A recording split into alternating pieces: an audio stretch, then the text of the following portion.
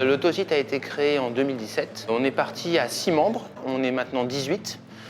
Cette année, on a 3 nouveaux arrivants. On a le Crédit Mutuel Arkea, IGN et ADP. On a maintenant 3 projets emblématiques qui sont des vrais succès de collaboration.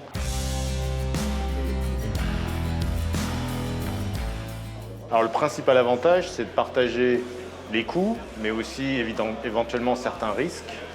Et puis, c'est d'aller plus vite. C'est surtout pour assurer une pérennité, une maîtrise, de l'autonomie, de la souveraineté. Et c'est aussi d'avoir des retours d'expérience qui soient beaucoup plus vastes que uniquement ceux qu'on peut avoir en interne dans notre entreprise et dans notre DSI en particulier.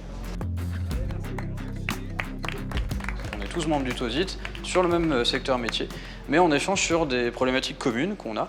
Typiquement autour de l'IA générative, on souhaite avoir des modèles souverains, on a des problèmes de vie privée, de gestion des données sensibles à nos métiers, mais on ne va pas échanger sur certains points. On ne va pas échanger sur des produits bancaires, typiquement, sur nos offres. Aujourd'hui, on ne partage pas, j'allais dire, de secrets de fabrication. On partage des solutions qui sont agnostiques de nos différents métiers.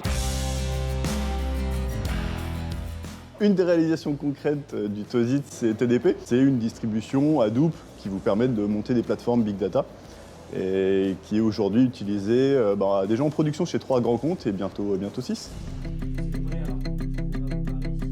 On arrivait sur l'infrastructure Big Data de RTE, on arrivait sur une obsolescence du produit propriétaire que l'on utilisait.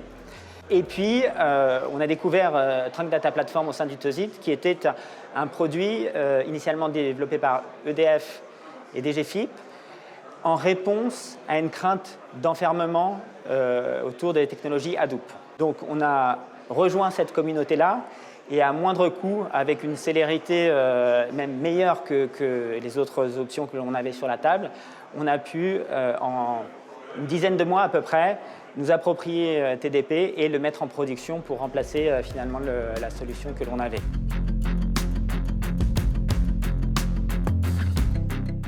Alors typiquement, le chatbot TOC, qui est une création d'abord de la SNCF, qu'Enedis utilise sur son site institutionnel, que nous avons enrichi.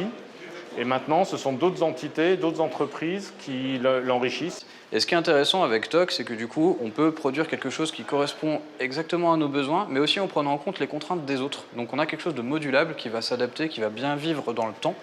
Et c'est quelque chose qui ne va pas s'arrêter du jour au lendemain, parce qu'on est plusieurs, on est nombreux, on en a la maîtrise technique, donc on est sûr que c'est viable dans le temps. Et après, il y en a d'autres. En fait, TOSIT, la vocation, c'est pas non plus uniquement de faire des projets. C'est avant tout aussi un lieu de discussion entre grands acteurs, grandes sociétés ou administrations, pour échanger justement sur les bonnes pratiques de l'open source, partager des rex, partager de l'info, venir en chercher. Je pense que le TOSIT, il a un bel avenir, il est amené à se développer. Et puis on voit que quand il y a un sujet qui émerge, ce sont certains membres du TOSIT qui sont vraiment intéressés. Où il y a toujours quelqu'un en fait, qui est un peu en tête du peloton et qui tire les autres.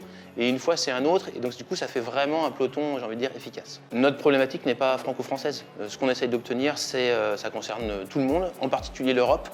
Donc, ce serait intéressant d'avoir un peu une initiative identique en Allemagne, par exemple, ou dans d'autres pays, et voir comment on peut travailler ensemble.